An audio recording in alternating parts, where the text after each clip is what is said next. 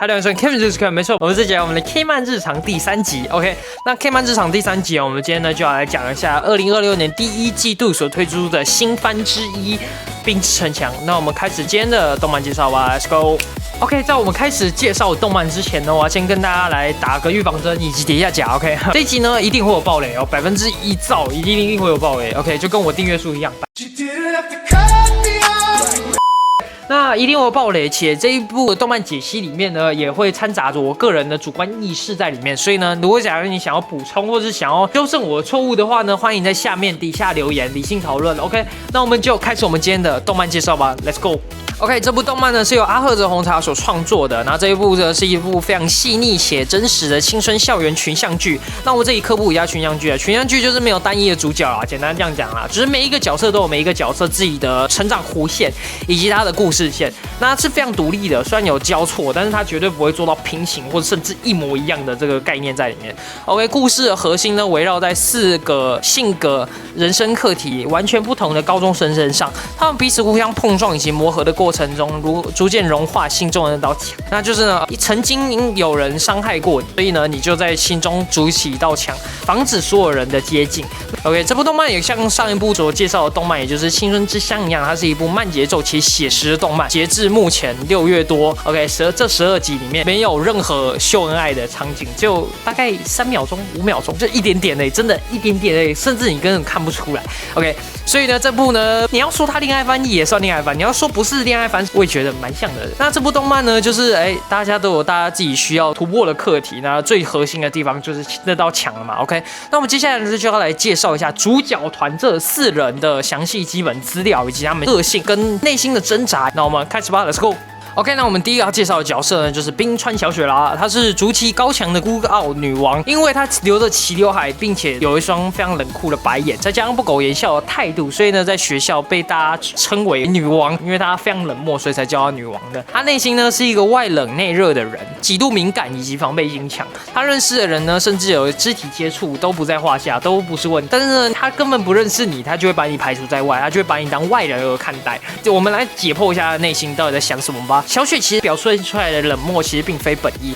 而是因为在国中时期和五十岚的绯闻，也就是这个男的，造成过人际创伤，被同学排挤以及误解，导致他患有社交恐惧以及防备心理。所以呢，在这件事情过后呢，他就认为了，我不要跟人家深度交流，就不会受伤了。所以呢，因此最主动在自己和他人面前筑起一道冰之城墙。没错，也就是本部动漫的主题，我为他量身打造 ，OK， 以保持自己的内心的健康。但是其实他内心这样非常温柔的，心思细腻且容易受伤的一个普通到不能再普通的可爱学生，真的蛮可爱的。只要有人真心对待他呢，他就会展现像小动物般的不知所措，以及展现他非常真诚的一面。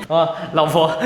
老婆加一。OK， 男主之一 ，OK， 雨宫奏，他是一个没有边界感的社交达人。OK， 那他角色定位呢，就是为了要融化小雪这个冰山心墙的关键人物，长相帅气，情商极高，且在班上是核心人物之一，非常受到异性的欢迎，所以呢，蛮多前女友不意外的。OK， 他人格特质呢是非常外向以及开朗，观察力非常敏锐，就是跟上一集我们提到的就是七分之乡的小丽，大家如果没看过，可以去上去资讯给他看一下。OK， 那但是呢，非常习惯的隐藏自己的内心的压力以及情感所在，也就是讨好型人格。他表面上是一个呢与任何人都打成一片且毫无距离感的万人迷，但是呢，为什么会造就这个性格呢？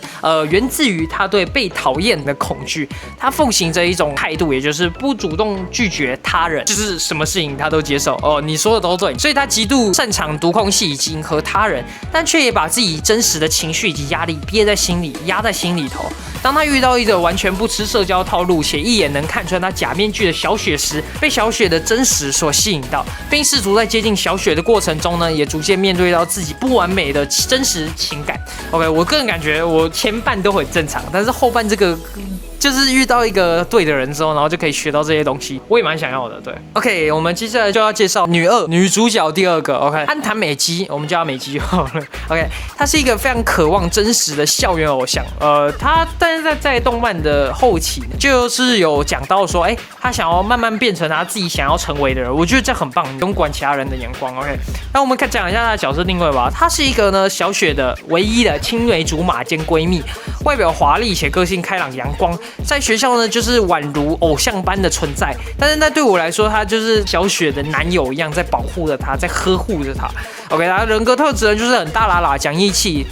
但是他内心非常自卑且缺乏安全感。所以呢，我觉得这一点呢，有一点点像男生，他人格特质其实有一点像男生。美姬在学校的维持了这个完美且受欢迎的华丽形象，但她本质呢其实是一个不拘小节且个性粗犷的女生。OK， 在后半就可以看到，外表期待着偶像的形象与真实自我形成巨大的反差，让她感到非常窒息以及苦恼还有压力。此外呢，他因为国中时期呢，曾因为50岚的事情间接导致了小雪受伤而感到非常的愧疚，一直对小雪呢有着非常强烈的保护欲。他的人际关系中呢，其实非常缺乏安全感，害怕一旦透露出他的不完美以及大喇喇，就会被其他人嫌弃。但是呢，就跟我刚刚讲的一样，在后半季里面呢，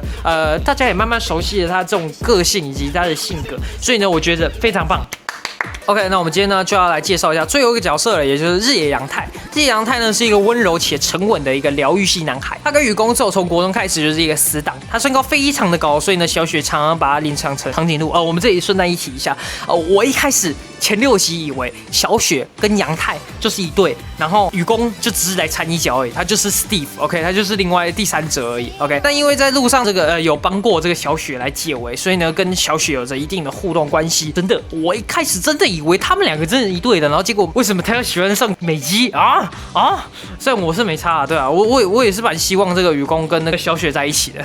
阳太是4人组里面最成熟且情绪最稳定的一个人，他有着超龄的这个包容力以及敏锐的观察力，他总是能在第一时间呢察觉到这个朋友的不对劲，且给予恰到好处的关心以及安慰，但是呢不主动邀功以及给其他人压力。从国中的补习班时期就开始暗恋着美姬 ，OK， 这一点非常重要 ，OK。但是因为害怕呢打破现有目前4人的平衡关系，所以呢总是把自己的情感放在最后的顺位，所以呢这让人看了既放心又心疼的守护者角色 ，OK， 那我们今天的 K 漫日常就到这里结束哦。那我们下一集呢就是冰之城墙的剧情特辑，那我们下一半呢就是来介绍一下冰之城墙所有的剧情，应该会分上下集来讲。那如果喜欢今天的影片呢，大家订阅分享，那记得订阅我频道。然后我是 Kevin，那我们下次见哦，大家拜拜。